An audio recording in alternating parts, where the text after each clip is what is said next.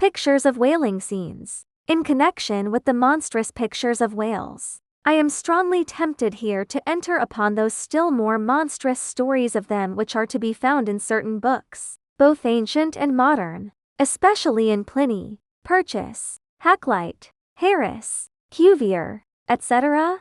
But I pass that matter by. I know of only 4 published outlines of the great sperm whale: Kolnitz's, Huggins's, Frederick Cuvier's, and Beale's. In the previous chapter Kolnitz and Cuvier have been referred to. Huggins's is far better than theirs, but, by great odds, Beale's is the best. All Beale's drawings of this whale are good, excepting the middle figure in the picture of 3 whales in various attitudes, capping his second chapter. His frontispiece, boats attacking sperm whales, though no doubt calculated to excite the civil scepticism of some parlor men, is admirably correct and lifelike in its general effect. Some of the sperm whale drawings in J. Ross Brown are pretty correct in contour, but they are wretchedly engraved. That is not his fault though. Of the right whale, the best outline pictures are in Scoresby, but they are drawn on too small a scale to convey a desirable impression. He has but one picture of whaling scenes,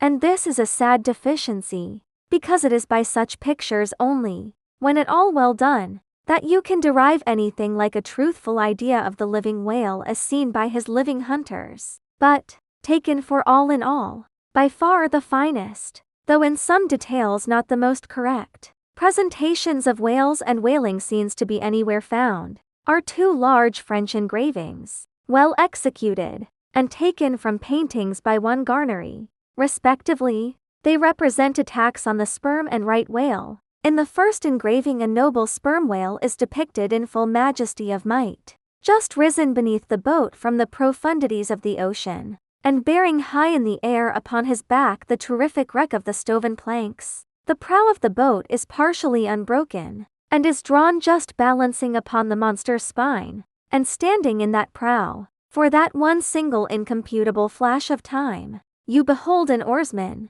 half shrouded by the incensed boiling spout of the whale, and in the act of leaping, as if from a precipice. The action of the whole thing is wonderfully good and true. The half-emptied line tub floats on the whitened sea. The wooden poles of the spilled harpoons obliquely bob in it. The heads of the swimming crew are scattered about the whale in contrasting expressions of affright, while in the black stormy distance the ship is bearing down upon the scene. Serious fault might be found with the anatomical details of this whale, but let that pass, since, for the life of me, I could not draw so good a one.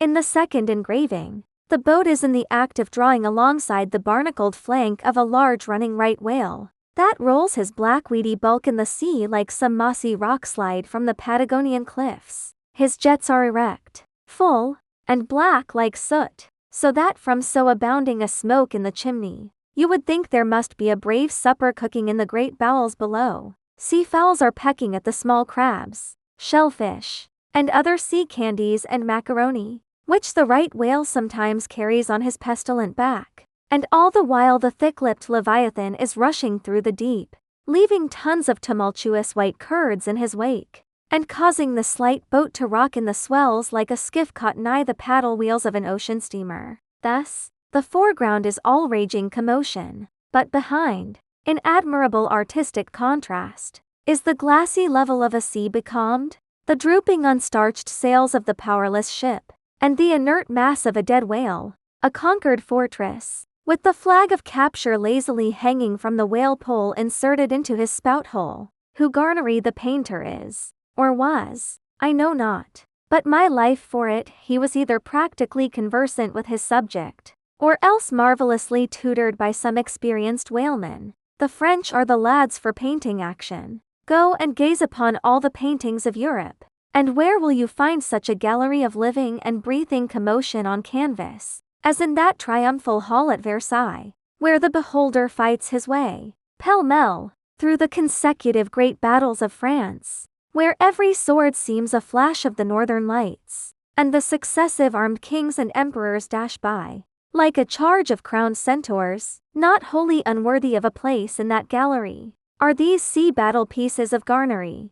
The natural aptitude of the French for seizing the picturesqueness of things seems to be peculiarly evinced in what paintings and engravings they have of their whaling scenes. With not 1/10 of England's experience in the fishery, and not the 1,000th part of that of the Americans, they have nevertheless furnished both nations with the only finished sketches at all capable of conveying the real spirit of the whale hunt. For the most part, the English and American whale draughtsmen seem entirely content with presenting the mechanical outline of things, such as the vacant profile of the whale, which, so far as picturesqueness of effect is concerned, is about tantamount to sketching the profile of a pyramid. Even Scoresby, the justly renowned right whaleman, after giving us a stiff full length of the Greenland whale, and 3 or 4 delicate miniatures of narwhales and porpoises, treats us to a series of classical engravings of boat hooks, chopping knives, and grapnels,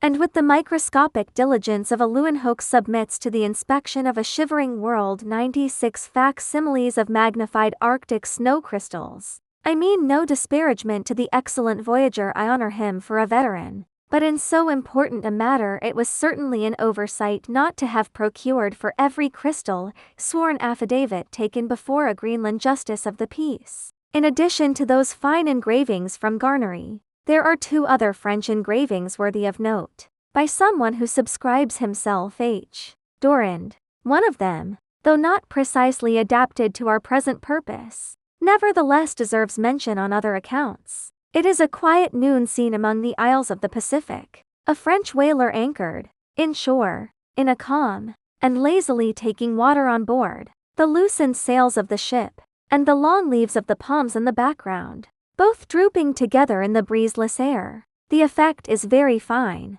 when considered with reference to its presenting the hardy fishermen under one of their few aspects of oriental repose. The other engraving is quite a different affair, the ship hove to upon the open sea, and in the very heart of the Leviathanic life, with a right whale alongside, the vessel in the act of cutting in hove over to the monster as if to a quay, and a boat, hurriedly pushing off from this scene of activity, is about giving chase to whales in the distance. The harpoons and lances lie leveled for use. 3 oarsmen are just setting the mast in its hole, while from a sudden roll of the sea, the little craft stands half erect out of the water, like a rearing horse. From the ship, the smoke of the torments of the boiling whale is going up like the smoke over a village of smithies, and to windward, a black cloud, rising up with earnest of squalls and rains, seems to quicken the activity of the excited seamen.